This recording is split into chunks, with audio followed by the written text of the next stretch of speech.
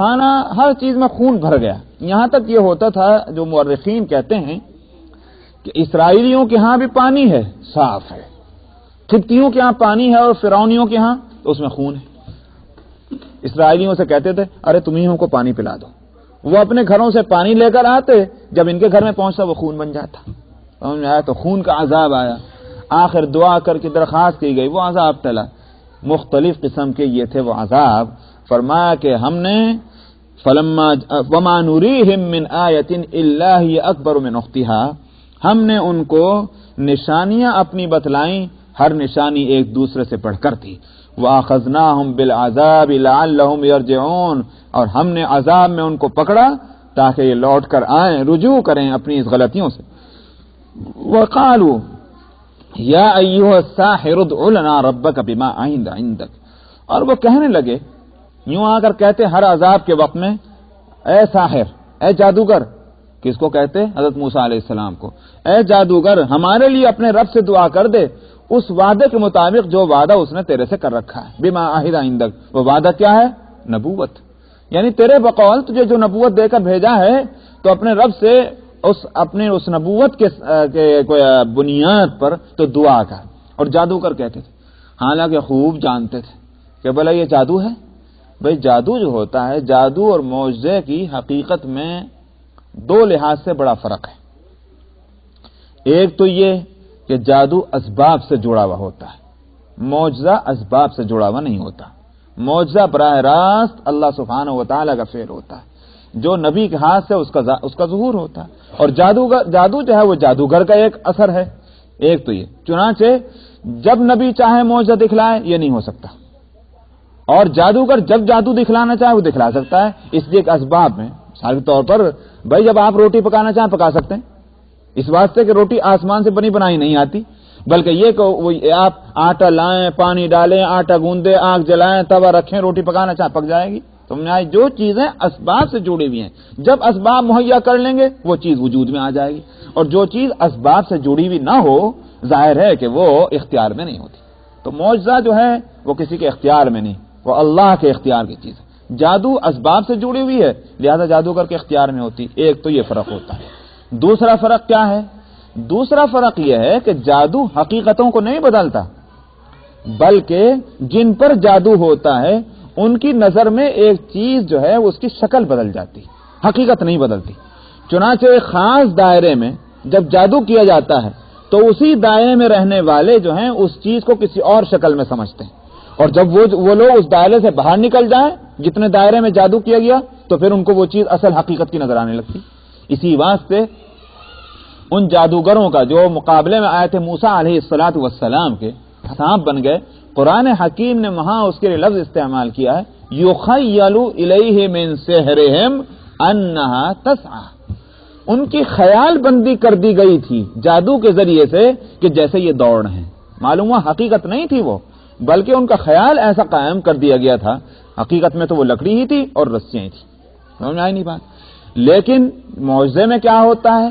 معجزہ چونکہ اللہ کا فعل ہوتا ہے، اس میں خالی نظر بندی اور خیال بندی نہیں ہوتی، بلکہ حقیقت ہی جو ہے وہ بدل دی جاتی ہے اس کی. اس لیے کہ اللہ سبحانہ و تعالیٰ کے لیے حقیقتوں کو بدلنا کوئی مشکل نہیں. یہ دو لحاظ سے بڑا فرق ہے. فرعون اس کو جانتا تھا، اور فرعون والے بھی جانتے تھے کہ یہ جادو نہیں ہے، اس واسطے کہ جادو جو ہے وہ اب ٹڈیاں ہیں.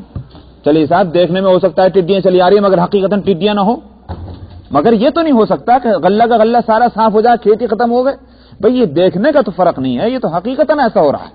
اس واسطے وہ سمجھتے تھے کہ یہ جادو نہیں ہے بلکہ جادو سے ہٹ کر کوئی اور چیز ہے. ان ساری چیزوں کو کے تعلق سے ان کا یقین تھا. اسی واسطے تو دعا کرانے کے واسطے آیا کرتے تھے، ورنہ تو یوں کہتے اچھا بھائی مان گئے تم اپنا جادو ختم کرو، یوں تو نہیں کہتے تھے. وہ یوں کہتے تھے دعا کرو اپنے اس رب سے جس نے تم کو بھیجا ہے. مگر ساتھ میں سرکشی بھی تھی. اس سرکشی کو قرآن ظاہر کرنا چاہتا ہے. کتنے تھے وہ سرکش، عذاب سے بچنا بھی چاہتے تھے مگر ساتھ میں ایمان بھی لانے کو تیار نہیں تھے، اور جھوٹ بولا کرتے تھے یہ کہتے ہوئے کہ آگے جو لفظ آ رہا ہے کہ اننا لمہتدون، اگر یہ عذاب ٹل گیا تو ہم صحیح راستے پر آ جائیں گے. تو معلوم ہوا کہ جھوٹ کہہ رہے تھے. دل میں ان کا یہ فیصلہ نہیں تھا کہ اگر یہ عذاب ٹل گیا تم ایمان لے آئیں گے. یہ دل کا فیصلہ نہیں تھا. اگر دل کا فیصلہ ہوتا تو یا ایھا الساحر نہ کہتے. یا ایھا الساحر کہنا یہ بتلا رہا ہے کہ اننا لمہتدون جو ہے وہ حقیقت پر محمول نہیں. سمجھ میں آیا؟ یہ ہے اس کا نقطہ. فلما کشفنا عنہم العذاب، پھر جب ہم ان سے اس عذاب کو دور کر دیتے، اذا ہم ینکثون، تو پھر وہ اس وعدے کو توڑ دیتے، خلاف ورزی کرتے، پھر اسی کفر اور شرک میں مبتلا ہوتے. ونادى فرعون في قومه قال يا قوم أليس لي ملك مصر وهذه الأنهار تجري من تحتي.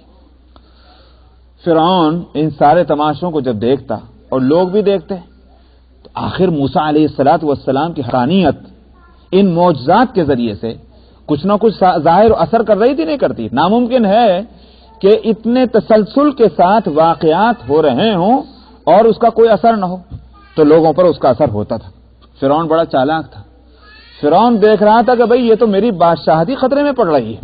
جو میں نے ربوبیت کا ڈھونگ رچا رکھا تھا اور اپنے آپ کو خدا بنا رکھا تھا، یہ موسیٰ نے آ کر کے تو یہ سب میں جو ہے زلزلہ ڈال دیا.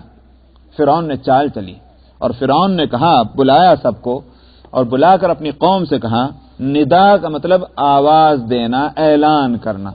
تو ظاہر ہے کہ جو لوگ محل میں اور دربار میں آیا کرتے تھے ان سے کہا، اور اس کے بعد حکم ہوا کہ بھئی تم اس کی پورے شہر کے اندر، پورے ملک میں جو ذرائع تھے اعلان کرنے کے اس زمانے میں، ان ذرائع کو اختیار کرتے ہوئے سب جگہ اس کی منادی کرو. کیا تھی وہ بات؟ الیس لی ملک مصر وہذہ الانہار تجری من تحتی افلا تبصرون. کیا صاحب تم لوگ بڑے بے وقوف ہو؟ تمہاری آنکھوں سے، تمہارے چہرے سے پتہ چلتا ہے کہ موسیٰ کے ان سارے جادوؤں اور کرشموں کا تم پر بڑا اثر ہو رہا ہے. ارے تم بے وقوف ہو، تم کو یہ پتہ نہیں ہے کہ میری حکومت مصر کے اندر ہے، جو چاہے میں کروں. ابھی جو یہ کرشمے دیکھے تھے اس کے وہ جو اثر رنگ آ رہا تھا اس کو اتارنے کے واسطے کہتا ہے کہ مصر جو ہے اس میں میری حکومت ہے کہ نہیں. وہذہ الانہار تجری من تحتی، اور یہ دریائے نیل سے جو بہت سی نہریں نکلی ہیں، یہ نہریں میری قدموں کے نیچے نکل رہی نہیں، یعنی میرے محل کے سامنے سے میرے حکم سے یہ نہریں نکالی گئی تھی. تو میرا اقتدار جو ہے وہ زمین کے اوپر بھی ہے اور میرا اقتدار پانی کے اوپر بھی ہے. پانی میرے حکم سے چل رہا ہے اور زمین پر میرا اقتدار قائم ہے کہ میں جس کو چاہے جو چاہے دے دوں. جس کو میں کہہ دوں گھر دے دو، گھر مل جاتا ہے. جس کو کہہ دوں گھر سے نکال دو، وہ گھر سے نکال دیا جاتا ہے. تو زمین پر میرے اقتدار اور پانی پر میری حکومت، اور یہ دو ذرائع ہیں زندگی کے. تو اس لیے ان دونوں کی طرف اشارہ کر کے کہا کہ یہ اس پر میرا اقتدار ہے. افلا تبصرون، کیا تمہیں نظر نہیں آتا؟ ام انا خیر من ھذا الذی ھو مہین ولا یکاد یبین. بتلاؤ اس صورت میں جو صاحب حکومت، صاحب اقتدار ہیں، وہ اچھا ہے، وہ بہتر ہے، یا یہ ذلیل انسان؟ ہم انا خیر من ھذا الذی ھو مہین. مہین کہتے ہیں ذلیل کو، ذلت والے انسان. کیا یہ ذلیل انسان ولا یکاد یبین، اور جس کو بولنے پر بھی قدرت نہ ہو، اپنی بات صاف نہ کہہ سکتا ہو؟ یہ کس کے لیے کہا جا رہا؟ حضرت موسیٰ علیہ السلام کے لیے، کہ یہ جس کے پاس نہ پہننے کو کپڑے، نہ کھانے کو اچھی چیزیں، نہ کچھ حکومت، نہ سلطنت، نہ مال، نہ دولت، تم اس کے پیچھے پڑ رہا ہو ایک فقیر ملنگ آدمی کے بات میں، اور میں ہوں صاحب حکومت، میرے پاس یہ ہے، یہ ہے، یہی ہے، تو میں بہتر ہوں کہ یہ بہتر ہے؟ اہل مکہ نے جو بات کہی تھی وہ یاد ہوگا آپ کو، آیت گزر چکی ہے.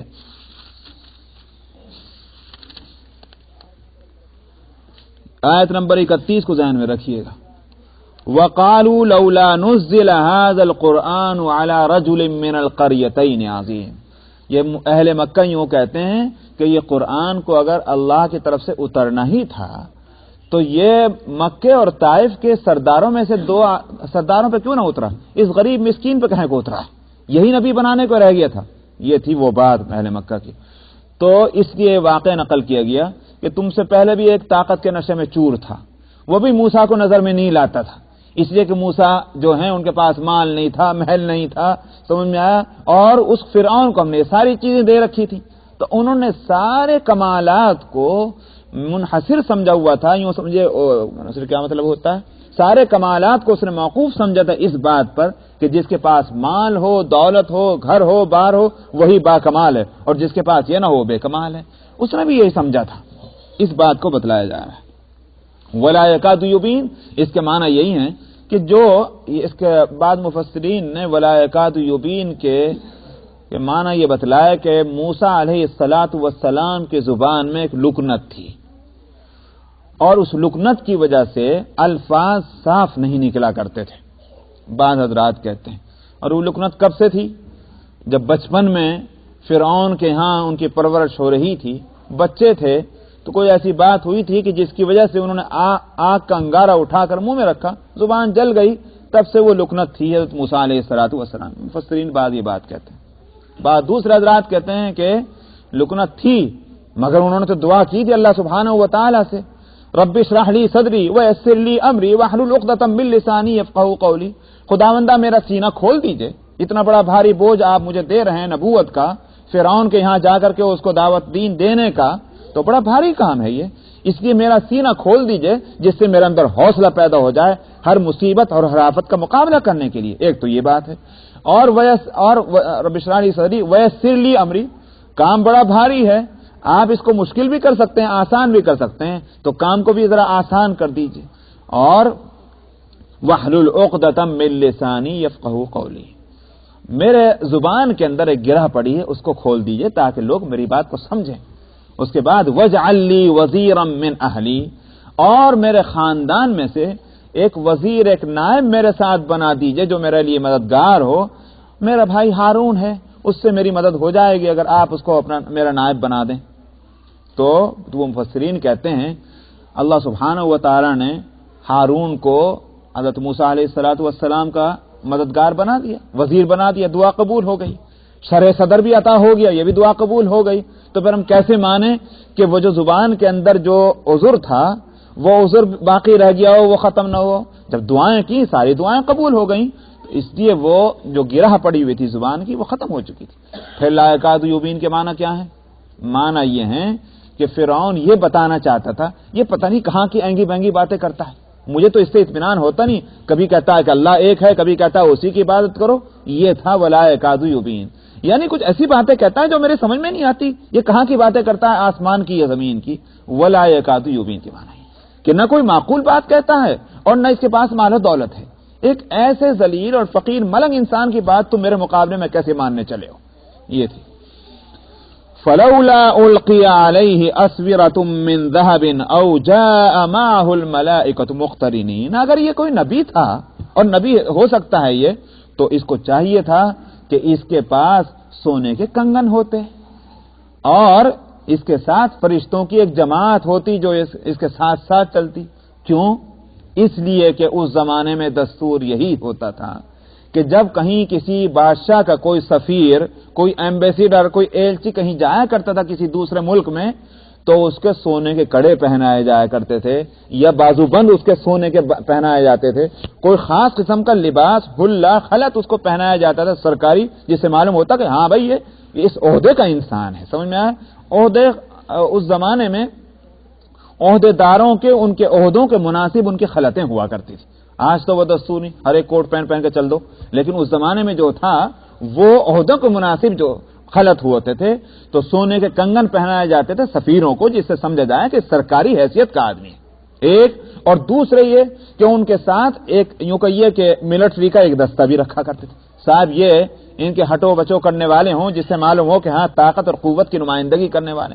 ہندوستان میں بھی یہ تھا کہ مغلیہ دور حکومت میں جب کسی کو کوئی خاص منصب دیا جایا کرتا تھا تو کہا جایا کرتا تھا یہ 1000 ہیں، یہ اکبر کے دربار میں یہ ہوتا تھا، یہ 1000 ہیں، یہ 2000 ہیں، یہ 6000 ہیں، یہ 5000 ہیں، یہ 10,000 ہیں، یعنی ان کے پاس 1000 فوج ہوگی، ان کا عہدہ یہ ہے، ان کا عہدہ ان سے بڑھ کر ہے تو 2000 فوج ہوگی۔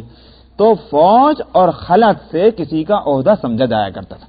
یہاں اس نے دربار فرعون نے یہی کہا کہ اگر یہ اللہ میاں کے پیغمبر ہیں تو اللہ میاں جو آسمانوں اور زمین کے حکومت کے مالک ہیں، انہوں نے اگر کسی کو اپنا پیغمبر بنا کے بھیجا ہوگا دنیا میں تو سونے کے کنگن پہنے ہوتے اس کے، اور اسی طرح سے اس کے ساتھ فرشتوں کی ایک جماعت ہوتی، ایک ملٹری اس کے ساتھ ہوتی، مگر یہ تو عجیب ہے کہ لاٹھی لی اور چل پڑے۔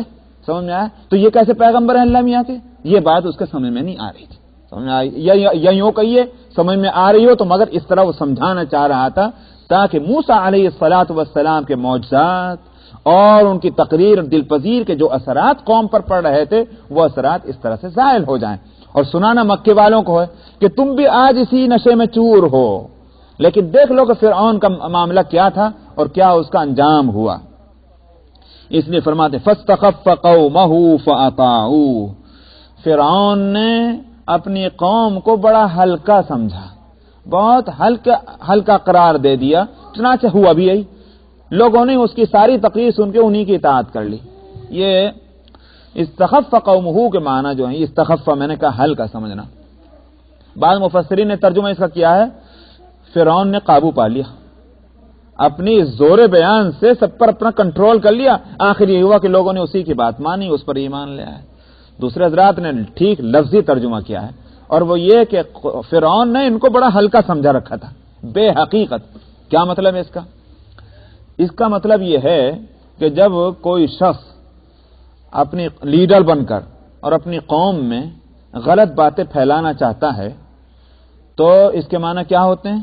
وہ یہ سمجھ رہا ہے کہ قوم میں لوگ بے وقوف ہیں، جیسے ان کو سمجھاؤ گے ویسے ہی سمجھ جائیں گے. اور چنانچہ لوگ اس کی بات جب مان لیتے ہیں تو اس کا یہ خیال صحیح ثابت ہو جاتا ہے کہ اس نے جو ہم کو بے وقوف سمجھا تھا واقعی ہم بے وقوف ہی نکلے کہ اس کی ایسی بات کو ہم مان گئے کہ جو نہ ماننے کے قابل تھی. فرعون جو بات لوگوں کے بیچ میں ڈال رہا تھا، فرعون سمجھ رہا تھا اس حقیقت کو کہ میری بات میں کوئی وزن نہیں ہے، واقعی موسیٰ کے پاس کوئی چیز ہے، مگر قوم کو بے وقوف سمجھ رکھا تھا کہ بے وقوف ہے، جو میں سمجھاؤں گا وہ سمجھ میں آ جائے گی. اور چنانچہ لوگ بے وقوف نکلے کہ انہوں نے فرعون کی اطاعت کر لی. قرآن یہی بتانا چاہ رہا ہے فاستخف قومه فاطاعوه انهم كانوا قوما فاسقين. ارے بھائی آج کل دیکھتے ہیں آپ دنیا میں کیا ہو رہا ہے، یہ لیڈر رات دن جھوٹ بولتے ہیں، نفاق ہیپوکریسی پھیلا رہے ہیں، لیکن کیا آپ سمجھتے ہیں کہ وہ تنہا ہے؟ قوم ان کا ساتھ نہیں دیتی. قوم میں کتنے وہ لوگ ہیں، لیڈر صاحب نے جو فرمایا بالکل صحیح فرمایا، ہم ایمان لے آئے. رات دن جھوٹ بولتے ہیں وہ لیڈر، لیکن اس کے باوجود لوگ ان کے پیچھے لگے ہوئے ہیں. تو یہ پرانا دستور ہے، فرعون کے زمانے میں بھی یہی تھا اور ہر زمانے میں یہی رہا. قرآن حکیم یہ کہتا ہے کہ یہ لیڈر فرعون جو تھا وہ قوم کو بے حقیقت سمجھ رہا تھا، بے وقوف اور ہلکا سمجھ رہا تھا. چنانچہ یہی اس کا نتیجہ بھی نکلا. انہم کانوا قوما فاسقین. فرمایا کہ یہ بے وقوفی کی باتوں کی اطاعت کرنا یہ دراصل کس وجہ سے ہوتا ہے؟ یہ فسق اور فجور کی وجہ سے ہوتا ہے. جو لوگ فاسقوں کی اطاعت کریں تو یوں نہیں کہا جائے گا کہ ہم تو فاسق نہیں، ہم فاسق کی اطاعت کر رہے ہیں، وہ ہے فاسق. تو ہم نے تو شر سے بچنے کے واسطے یوں کہ یہ کسی مسئلہ سے بات کو مان لیا. نہیں، جس نے غلط آدمی کی بات کو مانا ہے وہ خود بھی غلط ہو گیا. اس لیے فرمایا انہم کانوا قوما فاسقین. دراصل یہ فاسق قوم تھی، اسی بات سے فرعون کے چکر میں پڑ گئی، اور موسیٰ علیہ السلام جو حقیقت لے کر وہاں پہنچے تھے ان کی بات کا اثر جو پڑ رہا تھا ذہنوں پہ، انہوں نے اس کو کھرچ کر ڈال دیا. انہم کانوا قوما فاسقین. بلا شبہ یہ تھی قوم فاسقوں کی. فلما آسفونا انتقمنا منہم فاغرقناہم اجمعین. فرمایا جب انہوں نے ہمیں غصہ دلا دیا. بھئی کہاں تک؟ اتنی مہلتیں دی گئیں، اتنا سمجھنے کا موقع ان کو دیا گیا، لیکن کہاں تک؟ آخر کہیں نہ کہیں تو پھر سزا دینی ہی پڑتی ہے. فلما آسفونا انتقمنا. جب انہوں نے ہمیں غصہ دلایا، یعنی غصہ دلانے کے معنی نہیں کہ اللہ میاں کی بھی شان یہ ہے کہ بڑے آرام سے بیٹھے ہوئے ہیں، غصہ نہیں اور پھر کوئی بات دے کر غصہ آ جاتا ہے. مراد یہ ان کی حرکتیں جو ہیں ایسی تھیں کہ ان پر ان کو سزا ملنی ہی چاہیے. انتقمنا منہم. تو ہم نے ان سے انتقام لیا، یعنی ان کو سزا دی. فاغرقناہم اجمعین. سو ہم نے ان سب کو ایک دوسرے کے ساتھ ملا کے غرق کر دیا. وَفَجَعَلْنَاهُمْ سَلَفًا وَمَثَلًا لِلْآخِرِينَ. فرمایا ہم نے ان کو کیا ہوا؟ پیش رو بنا دیا. پیش رو کس کو کہتے ہیں؟ آگے چلنے والے کو. سلف سے مراد وہی ہے، سلف وہ ہے جو آگے چلے گئے. ہم نے ان کو پیش رو بنا دیا. کیا مطلب؟ یعنی غلط راستے پر چلنے والوں کا لیڈر بنا دیا. یہ ہیں غلط راستے پر چلنے والے جو گزر چکے ہیں، آگے بڑھ چکے ہیں. اب جو کوئی بھی غلط راستے پر چلے گا وہ ان کے بعد ہی ہوگا ظاہر دنیا میں. اس لحاظ سے ان کو کہا ہم نے ان کو پیش رو بنا دیا.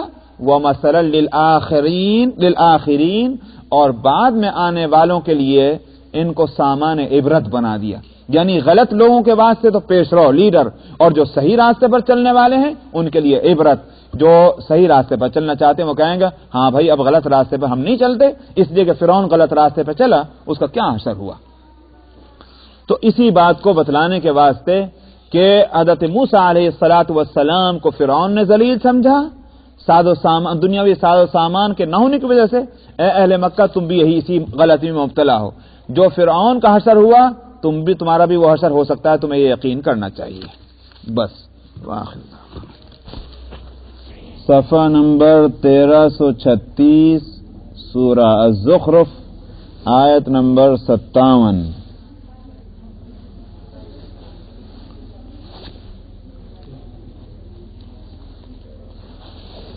अऊज़ु बिल्लाहि मिनश शैतानिर रजीम। बिस्मिल्लाहिर रहमानिर रहीम। वलम्मा दुरिबा इब्नु मर्यम मसलन इज़ा क़ौमुक मिन्हु यसिद्दून वक़ालू अआलिहतुना खैरुन अम हु मा दरबूहु लक इल्ला जदला बल हुम क़ौमुन खसिमून इन हुवा इल्ला अब्दुन अन्अमना अलैहि वजअलनाहु मसलन लिबनी इस्राईल वलौ नशाअ लजअलना मिनकुम मलाइकतन फिल अर्दि यख्लुफून वइन्नहु लइल्मुन लिस्साअति फला तमतरुन्न बिहा वत्तबिऊन हाज़ा सिरातुम मुस्तक़ीम वला यसुद्दन्नकुमुश शैतान इन्नहु लकुम अदुव्वुम मुबीन वलम्मा जाअ ईसा बिलबय्यिनाति क़ाल क़द जि'तुकुम बिलहिक्मति वलिउबय्यिन लकुम बअद अल्लज़ी तख्तलिफून फ़ीह फत्तक़ुल्लाह वअतीऊन इन्नल्लाह हुवा रब्बी व रब्बुकुम फ़अबुदूह हाज़ा सिरातुम मुस्तक़ीम فاختلف الأحزاب من بينهم فويل للذين ظلموا من عذاب يوم أليم هل ينظرون إلا الساعة أن تأتيهم بغتة وهم لا يشعرون الأخلاء يومئذ بعضهم لبعض عدو إلا المتقين يا عباد لا خوف عليكم اليوم ولا أنتم تحزنون الذين آمنوا بآياتنا وكانوا مسلمين ادخلوا الجنة أنتم وأزواجكم تحبرون يطاف عليهم بصحاف من ذهب وأكواب وفيها ما تشتهيه الأنفس وتلذ الأعين وأنتم فيها خالدون وتلك الجنة التي أورثتموها بما كنتم تعملون لكم فيها فاكهة كثيرة منها تأكلون إن المجرمين في عذاب جهنم خالدون لا يفتر عنهم وهم فيه مبلسون وما ظلمناهم ولكن كانوا هم الظالمين ونادوا يا مالك ليقض علينا ربك قال إنكم ماكثون لقد جئناكم بالحق ولكن أكثركم للحق كارهون أم أبرموا أمرا فإنا مبرمون أم يحسبون أنا لا نسمع سرهم ونجواهم بلى ورسلنا لديهم يكتبون قل إن كان للرحمن ولد فأنا أول العابدين سبحان رب السماوات والأرض رب العرش عما يصفون فذرهم يخوضوا ويلعبوا حتى يلاقوا يومهم الذي يوعدون وهو الذي في السماء إله وفي الأرض إله وهو الحكيم العليم وتبارك الذي له ملك السماوات والأرض وما بينهما وعنده علم الساعة وإليه ترجعون ولا يملك الذين يدعون من دونه الشفاعة إلا من شهد بالحق وهم يعلمون ولئن سألتهم من خلقهم ليقولن الله فأنى يؤفكون وقيله يا رب إن هؤلاء قوم لا يؤمنون فاصفح عنهم وقل سلام فسوف يعلمون صدق الله العظيم.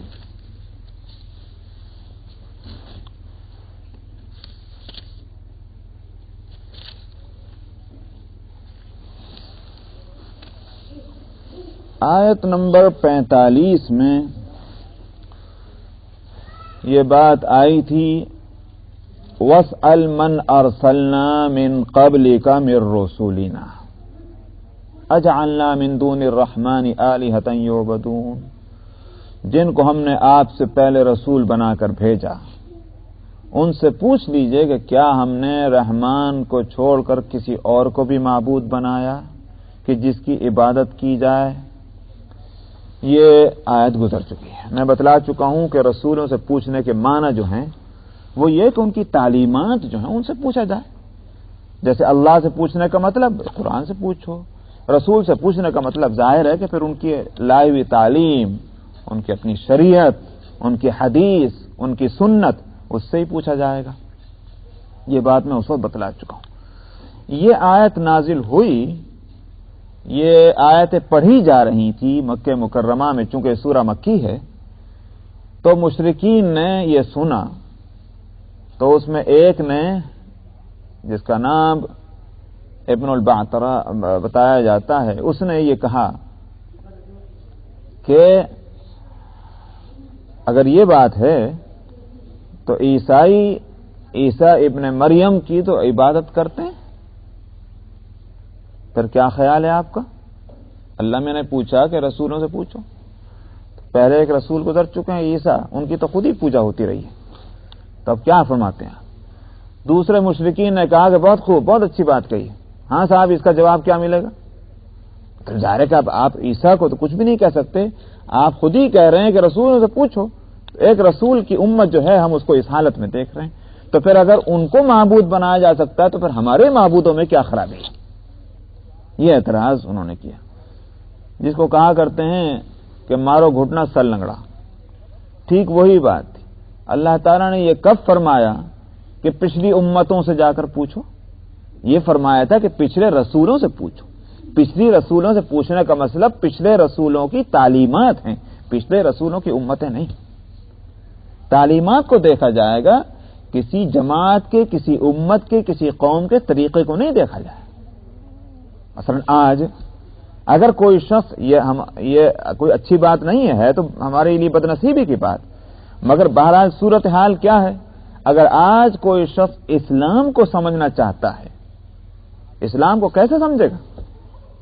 آپ اس سے یہی تو کہیں گے، اور اس کو یہی کرنا بھی چاہیے کہ بھئی اسلام کو اگر سمجھنا چاہتے ہو، قرآن کو دیکھو، حدیث کو دیکھو، فقہ کو دیکھو، یہ ہم کو اسلام سمجھانے والی چیز ہے۔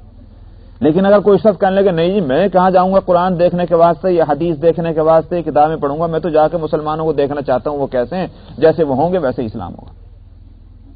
میں نے کہا کہ اگرچہ یہ بات بڑی بدقسمتی کی ہے کہ بے شک ہم ایسے ہی ہوتے کہ ہم سے اسلام کو صحیح طور پر سمجھا جاتا جیسا کہ کسی زمانے میں رہا ہے، لیکن ظاہر ہے کہ یہ ہمیشہ چلنے والی بات نہیں۔ لہذا اب اگر کوئی شخص اسلام کو ہم سے سمجھنا چاہے گا تو وہ نہیں سمجھ سکے گا، ہم معیار نہیں ہیں اسلام کو سمجھنے۔ صحابہ تو بے شک معیار تھے، نبی کریم صلی اللہ علیہ وسلم کی براہ راست، نبی کریم صلی اللہ علیہ وسلم نے براہ راست جن حضرات کی تربیت فرمائی ہے وہ آپ کی تربیت کا فیض ہے کہ بے شک وہ معیار ہے۔ قرآن حکیم نے ان کو معیار قرار دیا، فَإِنْ آمَنُوا بِمِثْلِ مَا آمَنْتُمْ بِهِ فَقَدِ اهْتَدَوْا، اگر یہ ایسے ہی ایمان لے آئیں جیسے تم ایمان لا چکے ہو، تم سے مراد ظاہر ہے کہ صحابہ ہیں، تو ہدایت پا جائیں گے۔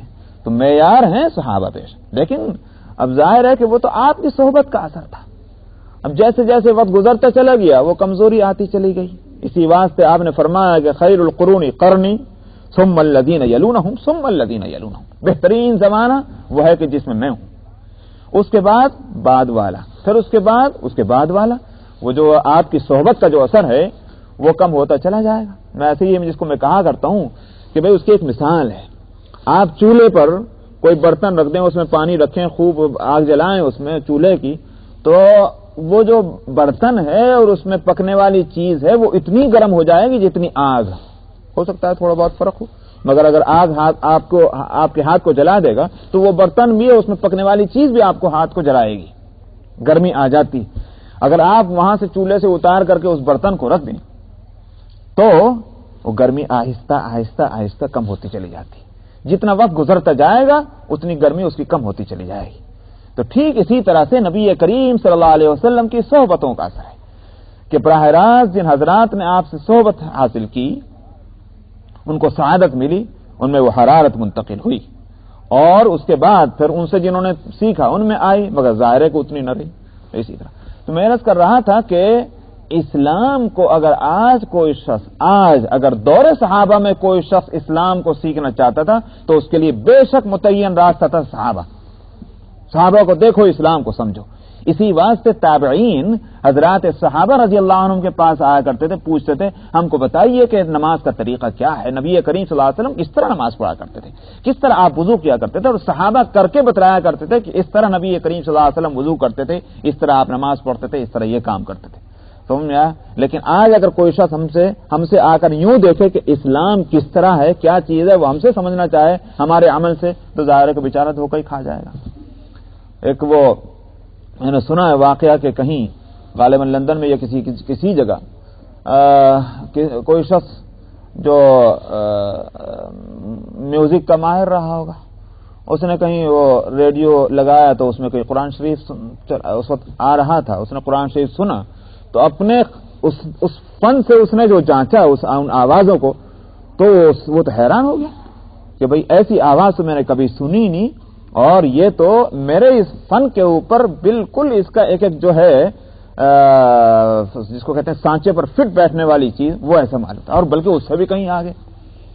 تو اس نے کہا بھئی یہ کیا چیز ہے؟ جو پتہ کیا تو معلوم ہوا کہ یہ قرآن ہے۔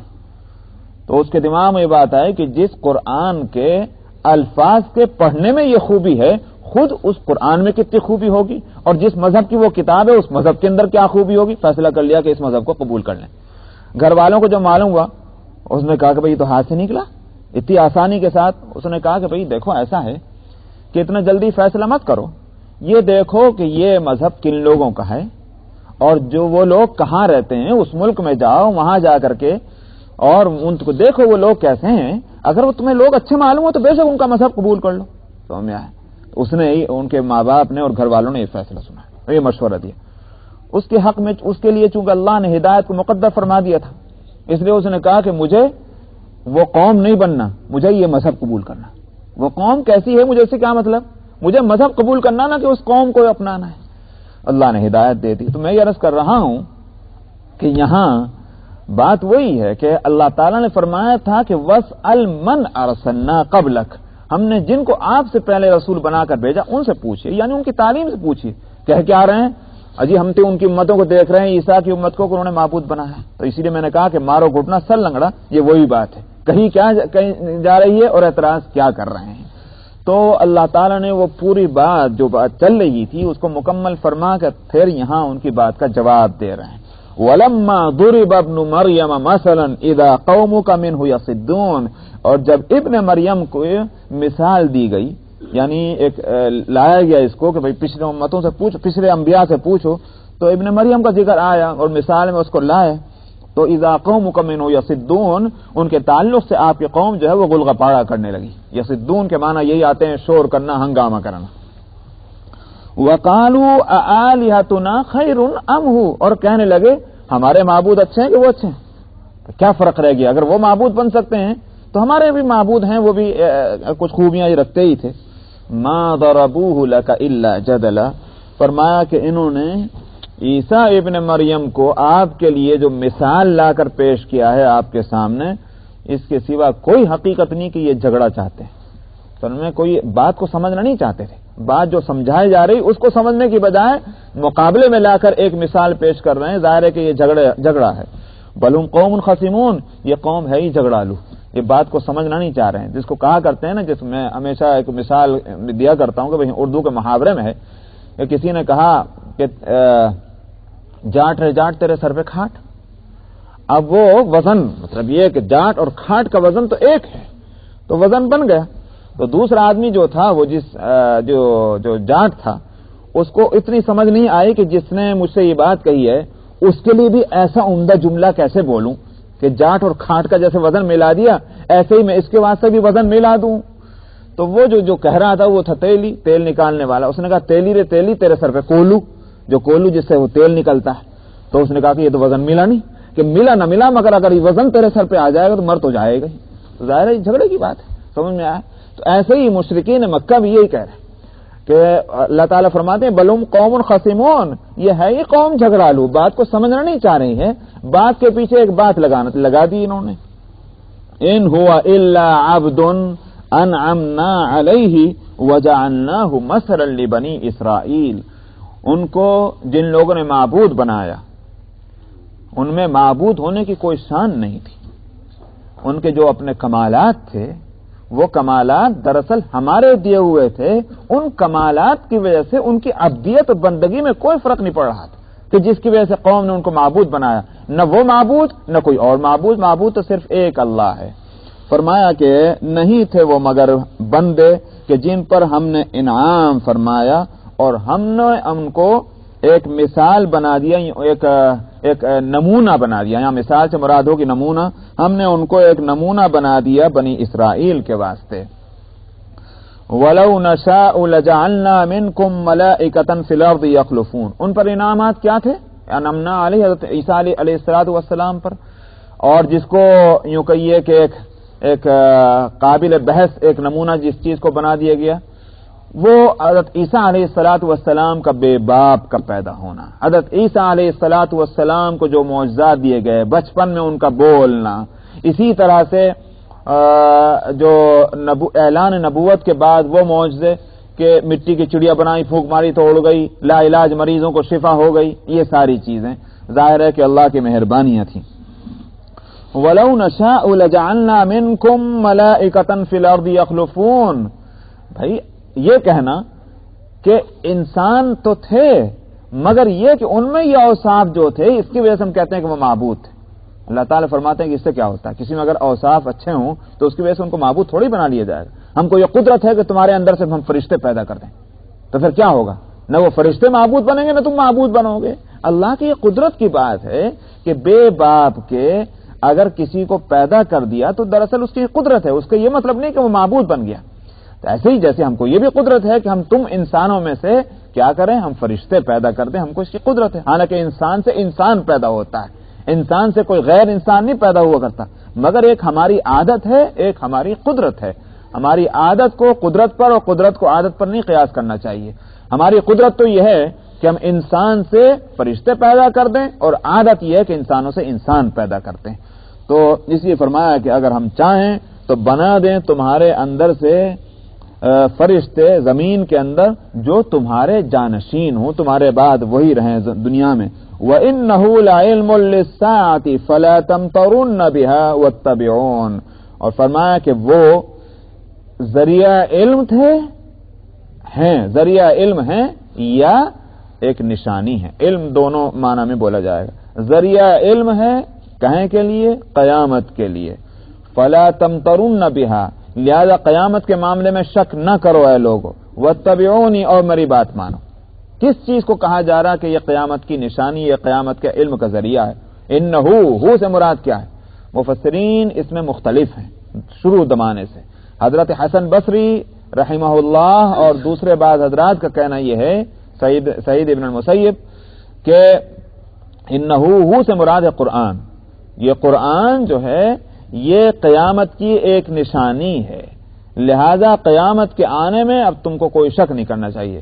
قیامت کی قرآن کو قیامت کی نشانی اس اعتبار سے کہا جائے گا کہ بھئی اب قرآن آخری کتاب ہے جو آ چکی ہے، سمجھ میں آیا. اس کے بعد یہ سمجھ لینا چاہیے اب کوئی کتاب نہیں آ رہی، پھر کیا آئے گا؟ قیامت آئے گی. یہ اس اعتبار سے نشانی. دوسرے حضرات کہتے ہیں ان کے علاوہ کہ ہو سے مراد قرآن نہیں بنے گا بلکہ حضرت عیسیٰ علیہ السلام بنیں گے. اس لیے کہ یہاں قرآن کا کوئی تذکرہ ہی نہیں، تو ہو کی ضمیر لوٹے گی کیسے جب قرآن کا کوئی ذکر ہی نہیں آ رہا تھا. ہو جو پروناؤن ہے تو پروناؤن جب لاتے ہیں جب کوئی ناؤن پیچھے آ چکا ہے، سمجھ میں آیا، تو ضمیر جب ہی آئے گی جب پہلے کوئی اسم آ چکا ہے. اس لیے یہاں قرآن آ ہی نہیں رہا ہے تو لہذا ہو کی ضمیر ادھر نہیں لوٹے. پھر کس طرح لوٹے گی؟ عیسیٰ علیہ السلام کو ذکر چل رہا ہے لہذا عیسیٰ علیہ السلام مراد ہوں گے. عیسیٰ علیہ السلام مراد ہونے کے معنی کیا ہے؟ پھر اس میں دو رائے ہیں. بعض حضرات تو کہتے ہیں کہ حضرت عیسیٰ علیہ السلام قیامت کی نشانی ہے یا قیامت کے علم کا ایک ذریعہ ہے. اس کے معنی یہ ہے کہ حضرت عیسیٰ علیہ السلام دنیا میں دوبارہ اتریں گے اور ان کے نزول سے بات سمجھی جائے کہ اب قیامت قریب آ چکی ہے. ایک قول. اور احادیث سے یہ بات ثابت ہے.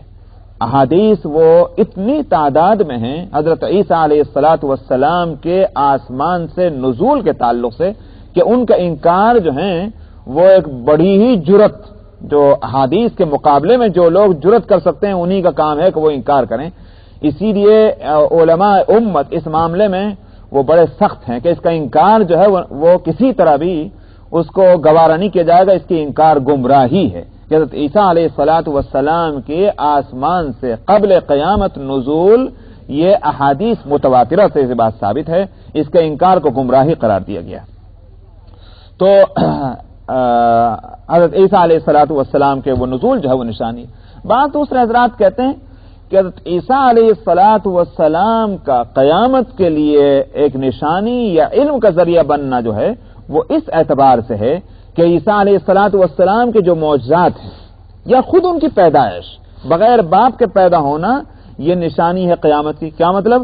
اشکال اسی پہ تو تھا کہ جب لوگ سب مر جائیں گے تو مر کر دوبارہ کیسے زندہ ہوں گے؟ اللہ تعالیٰ نے فرمایا بے وقوفو دیکھو عیسیٰ ابن مریم کو بغیر باپ کے ہم نے پیدا کیا، یہ ہماری قدرت ہے. اگر یہ ہو سکتا ہے اور اس سے تم انکار نہیں کر سکتے کہ عیسیٰ نہیں تھے یا عیسیٰ کا کوئی باپ تھا، تم اس سے یہ نہیں کہہ سکتے. جب ہم یہ کر سکتے ہیں تو دنیا کے سارے انسانوں کو جو ایک مرتبہ پیدا ہو چکے ہیں ان کو دوبارہ کیوں نہیں پیدا کر سکتے؟ یہ ایک بات. اسی طرح سے عیسیٰ علیہ الصلوۃ والسلام مٹی کی چڑیوں میں پھونک مارے تو اڑ جائیں زندہ بن کر، ان میں جان پڑ جائے. اگر عیسیٰ جو ہمارے بندے ہیں وہ اگر یہ کام کر سکتے ہیں تو ظاہر ہے کہ قیامت میں ہم بھی مردوں کو اسی طرح سے جلا کر کھڑا کر سکتے ہیں. اگر ہمارا بندہ یہ کام کر سکتا ہے تو ہم کیسے نہیں کر سکتے؟ تو معجزات عیسوی یہ نشانیاں ہیں قیامت کی، دوبارہ زندہ ہونے کی قیامت کے دن. اس لیے فرمایا کہ وَإِنَّهُ لَعِلْمٌ لِلسَّاعَةِ، اور وہ نشانی ہے، یہ ذریعہ علم ہے قیامت کے لیے. سو لہذا تم لوگ شک نہ کرو اس قیامت کے تعلق سے اور میری بات مانو. ھذا صراط مستقیم، یہ سیدھا راستہ ہے. وَلَا يَصُدَّنَّكُمُ الشَّيْطَانُ إِنَّهُ لَكُمْ عَدُوٌّ مُبِينٌ، اس معاملے میں دیکھو تمہیں شیطان بھٹکا نہ دے، تمہیں راستہ نہ روک دے. صد